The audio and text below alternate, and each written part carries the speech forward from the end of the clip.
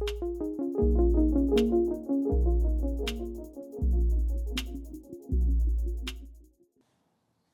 everyone, and welcome to this episode of OVPLT Talks. Today I'm joined in the video by Dr. Anna Santucci, Senior Lecturer in Learning and Teaching Enhancement in CIRTL. And Anna, would you like to maybe start just by sharing a little bit about yourself and your role in UCC? For sure. My name is Anna. I use she, her pronouns, or in my first language, which is Italian, lei. I'm geographically from Italy, where I was until my undergraduate studies in foreign languages. But I always say I'm professionally from the United States. I moved over there for my PhD at Brown University, which integrated foreign language studies and theater arts and performance studies. So I guess academically, I'm from interdisciplinary arts and humanities. And at UCC, I teach and research in our Center for the Integration of Research, Teaching and Learning. That's right, and you joined us from the University of Rhode Island, isn't that right? That's correct. Directly? And will you tell us a little bit about your key values and priorities that are driving your work? Yeah, so I identify as an educational developer, which as a field at large aims to enhance the practice and the theory and the quality of teaching and learning in higher education and post-secondary education institutions. So a lot of what drives my work is around critical reflection and constant dialogue about our role as educators in shaping our students' future and therefore in shaping the world. Very good. And what does that look like in practice? For example, I know you've been leading out on a very interesting and ambitious project in UCC on co-creating inclusion and equity in teaching and learning. Tell us a little bit about that. For sure. So we intentionally chose to name the project Co-Creating Inclusion and Equity because it is centered on those principles. And what we mean by equity is that we need to acknowledge that education is a double-edged sword. I truly believe in education's power to liberate, in education as the practice of liberation. But the reality is that education has also historically been a means of oppression, with people in dominant positions determining what we are supposed to, for example, from a language studies perspective, how we're supposed to speak and even how we're supposed to therefore think and be.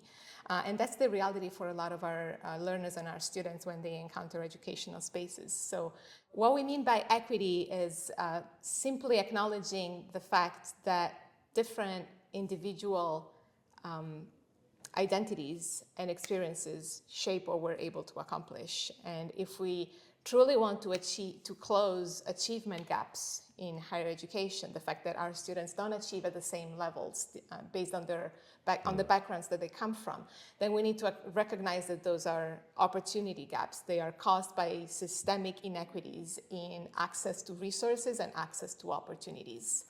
And so trying to address that, taking a strength-based approach rather than a deficit-based approach, means embracing inclusion in the sense that diversity is a truly valuable resource, a collective resource that we have in our institutions. So if we want to serve the increasingly diverse student populations that UCC and our higher education institutions have, we need not only, I think, to welcome that diversity, but actually value that diversity in and of itself as a source of strength. Yeah, and I'm just focusing in on the co-creating part there as well. I'm conscious that I've met them. You've pulled together a very interesting group of students, very diverse group of students who are working with individual academics on their particular modules. That's right. So the project is based on international literature and research around this notion of pedagogical partnership or students as partners. And the principle is truly to co-create what the teaching and learning experience looks like. And all of the members involved in the project very much espouse and are committed to those values. And that's why we intentionally recruited student volunteers that come from traditionally underrepresented identities in higher education, specifically looking at what the National Access Plan mentions in terms of students with disabilities, students from ethnic and cultural minorities, and students from socioeconomic disadvantage. We paired them with volunteer, also teachers from all across the colleges who wanted to participate in the pilot and had the opportunity to benefit from direct, authentic dialogue with the students based on the students' observation of their classroom practice. Yeah, very good.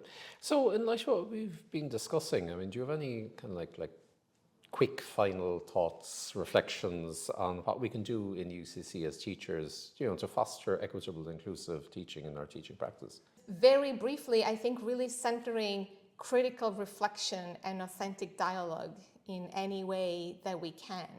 And as members of an institution, that means undoing silos and barriers that stop us from having honest conversations with each other, and resisting those zero-sum thinking approaches that trick us into forgetting the interconnected nature of being humans.